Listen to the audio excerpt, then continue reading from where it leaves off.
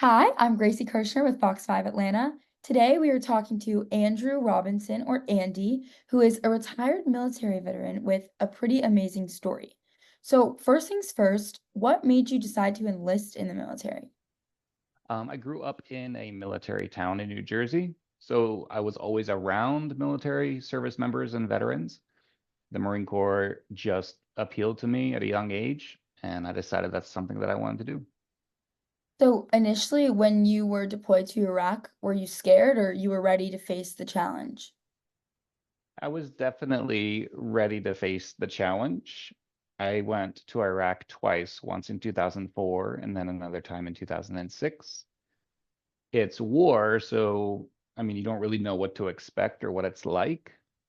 And but it wasn't extremely like scary. At that point, you're a trained professional and this is your line of work. So going to do that is something that you've been preparing for.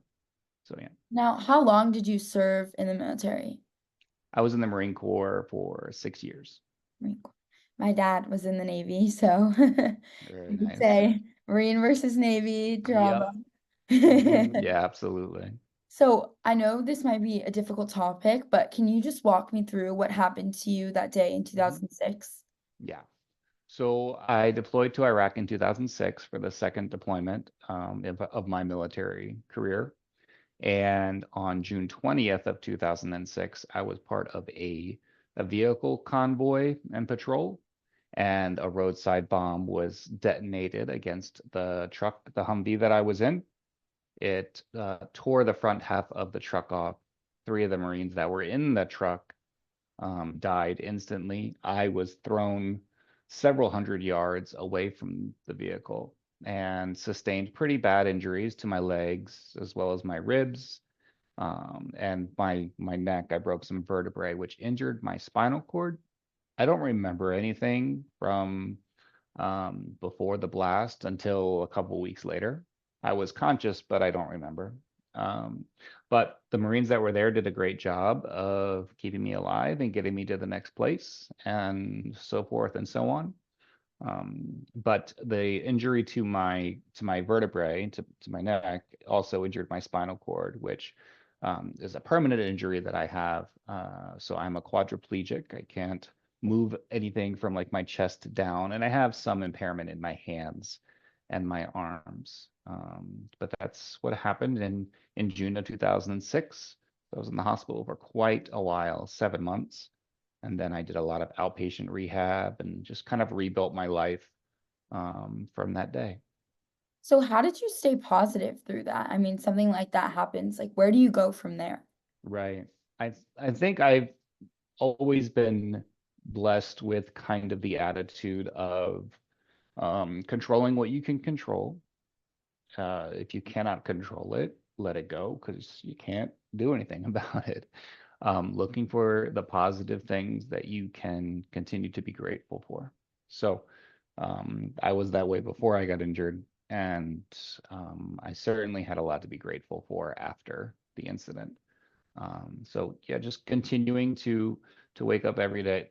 There's not great days, right? But definitely more positive than anything else.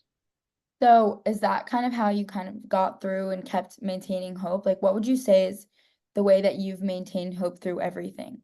Right. I mean, that's exactly what it is. Just what do you have? Like, what do you have around you to be grateful for? Like, if you had to write it down, what would you write down? And if you want to go the other way, how could it be worse? And you could probably come up with but it's better just to be grateful for the things that Yeah. you're happy about, right?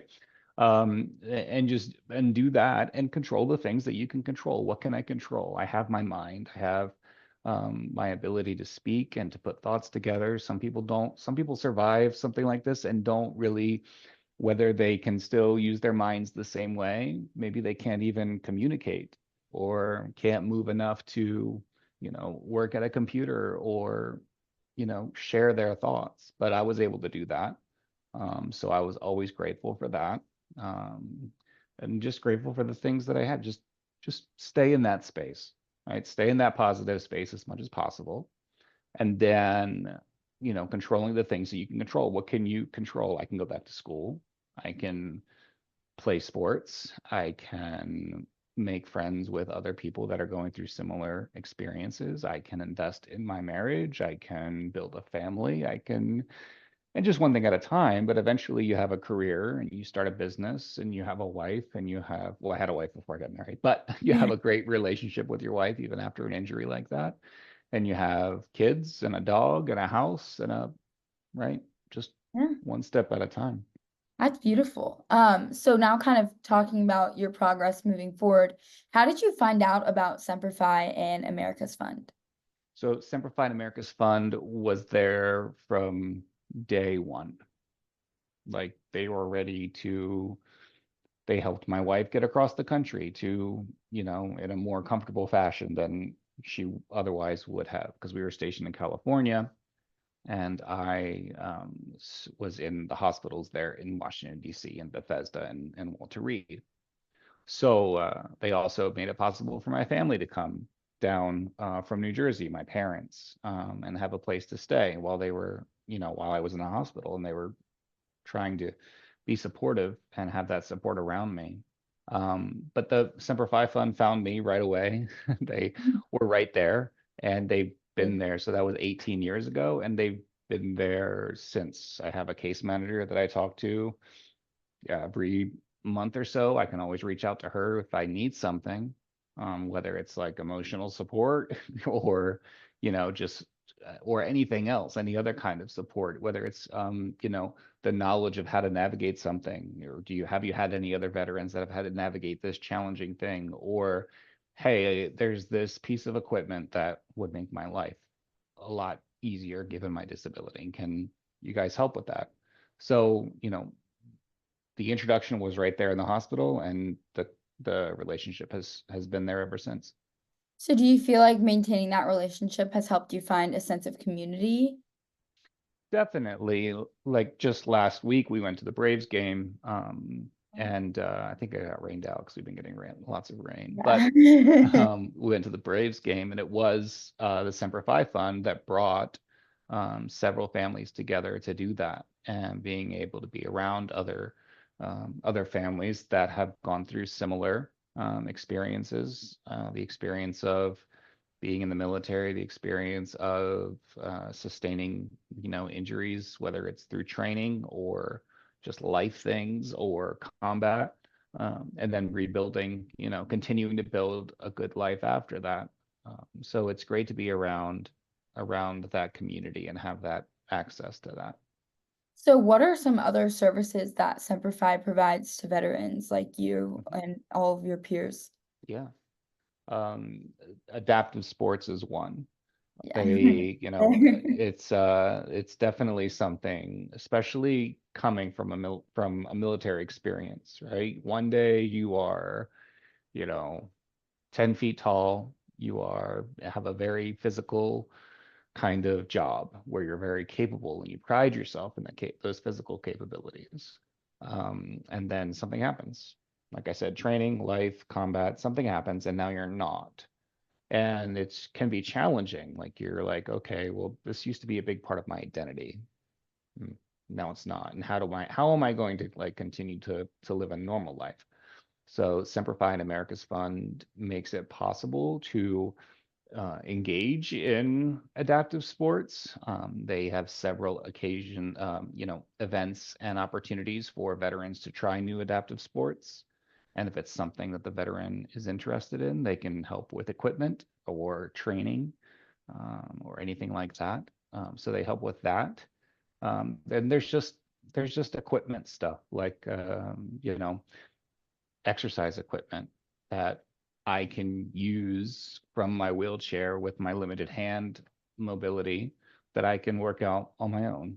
There's a lot of stuff that I can do, just like anyone else could do without a disability, but I need a little bit of either equipment or I need it a certain way.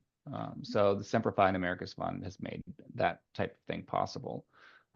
Also, like housing grants for veterans that need their house maybe adapted to, help them with their mobility around their home. And then also, like a track chair, which is something that the Simplify Fund got for me, Simplify in America's Fund got for me, to be able to, get around something that's not pavement, so Yeah. I can get on the grass and on the dirt and on the beach and enjoy life like everybody else can. Wow, that's amazing. So what's your favorite sport to play that you've played? I played wheelchair rugby for a little bit, and that was a lot of fun. I read that. I Also hand cycling, right? Yeah, I did hand cycling. That was fun, but it was definitely not something that um for me and like for my disability and the way that it like just kind of worked for me. It wasn't really super um something I really loved. I did like wheelchair rugby, and I also liked it because it was like a team sport, so it's even more like interaction with other people. Right. So that was a lot of fun. So how do you feel like Semperfi and all of the changes that they've been able to make for you have impacted your life?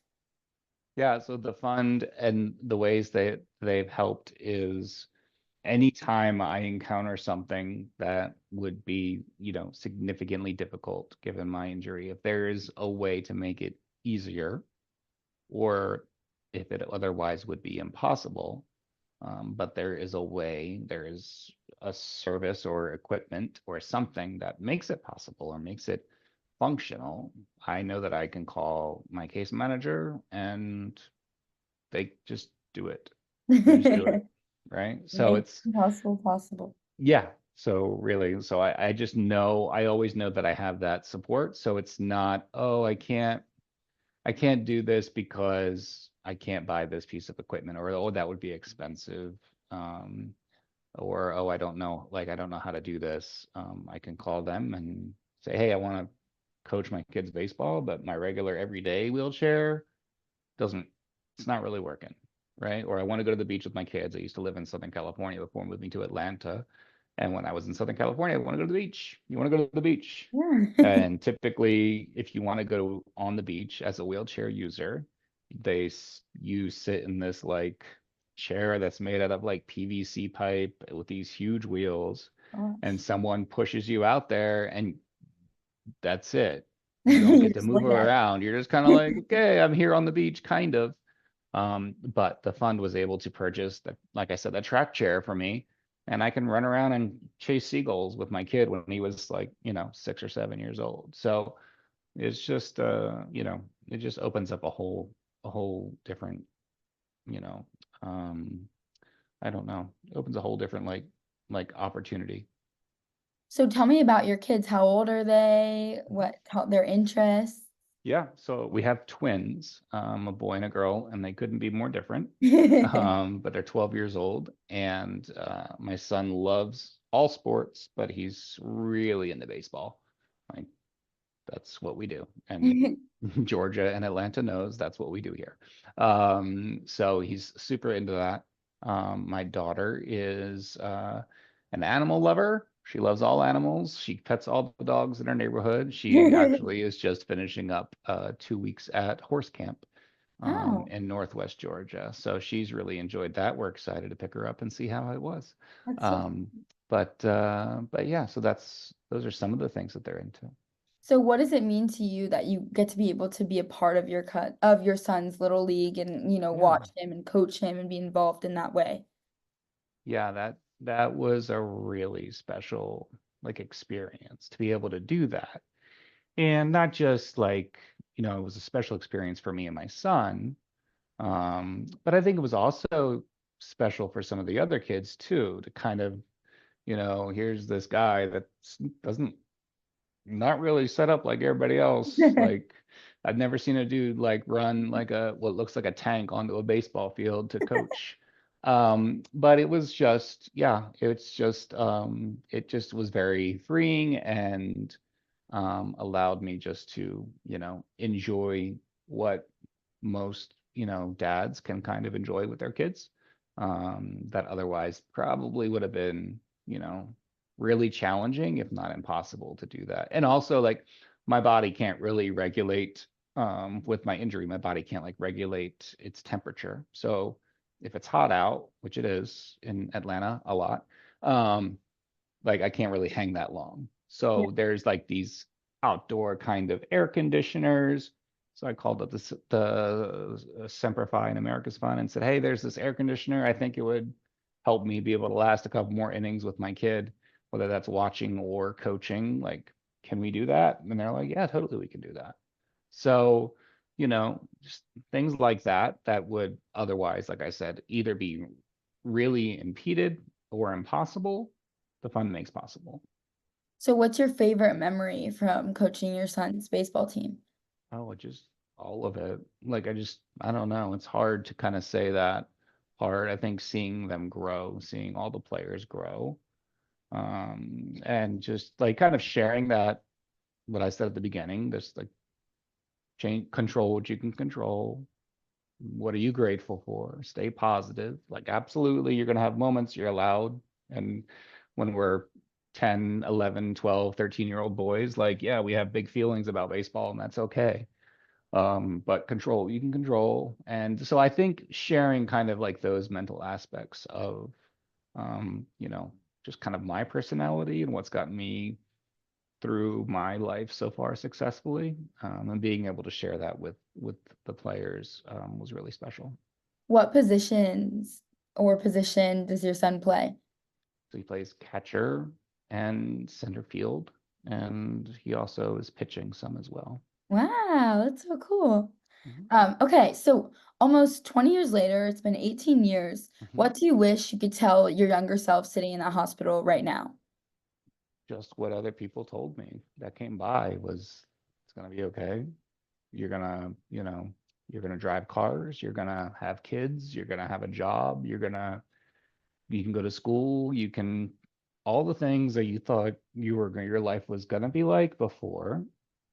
It's gonna be a little bit different, but all the main stuff that you're like, okay, I wanna be able to do this. I wanna be successful. I wanna have, healthy relationships. I wanna have, a healthy relationship with my wife, with my kids, with my friends.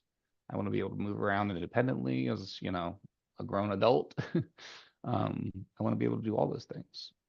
Yeah, could still do them. Just gonna have a little caveat, gonna have a little asterisk at the end of it, like, oh, like you might only be able to drive minivans because, those are the ones that work for wheelchairs. But I don't know, minivans are kind of cool. I like They're them. cool. It They works. carry a lot of people.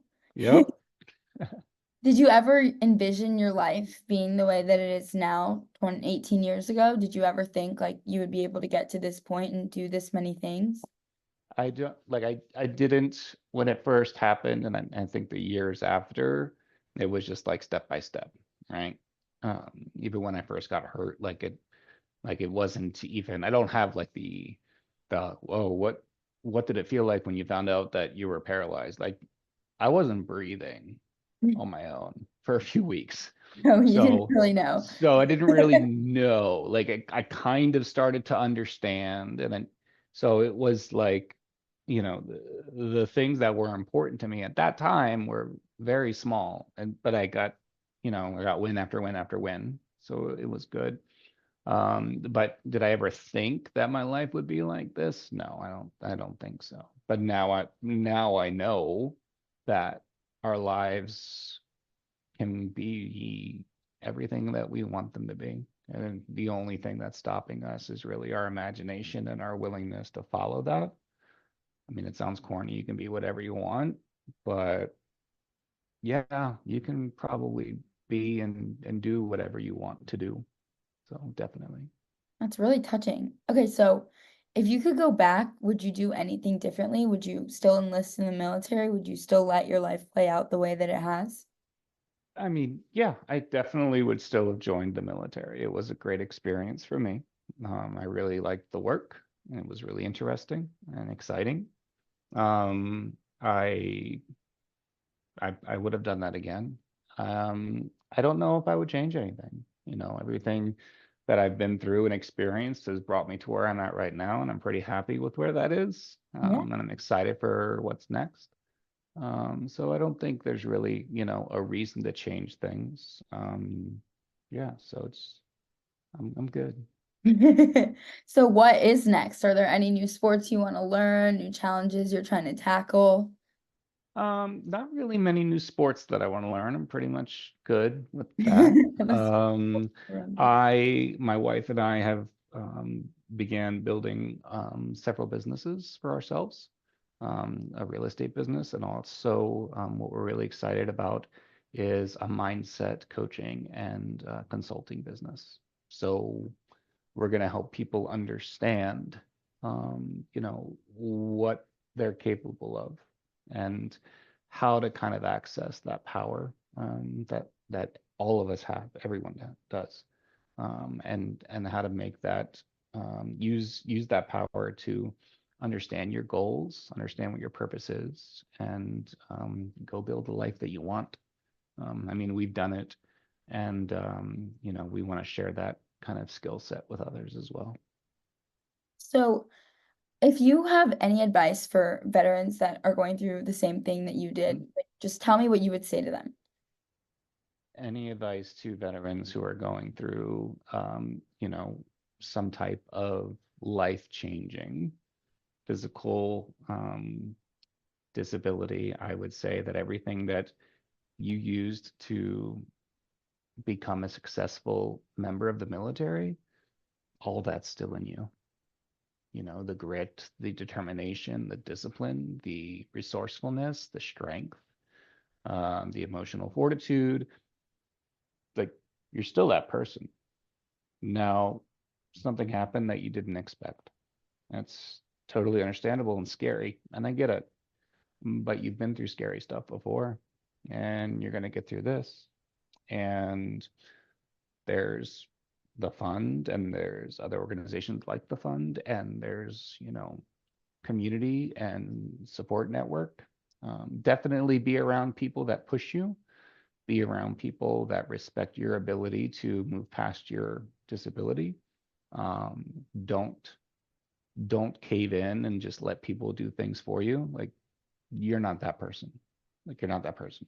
You are, you know, you're a person that decided to do a very dangerous job and join, the one of the greatest, military organizations in the world. You're a badass. So continue to do badass stuff. Okay, so is there anything else you'd like to say that we didn't really touch on? And I don't think so. I think we've talked about a bunch of stuff that I really like, but I'm glad we got to have this conversation for sure. Yeah, I'm glad we got to talk too. So thank you guys so much for watching. You can also find an article on fox5atlanta.com about Andrew and all of the incredible things he's accomplished.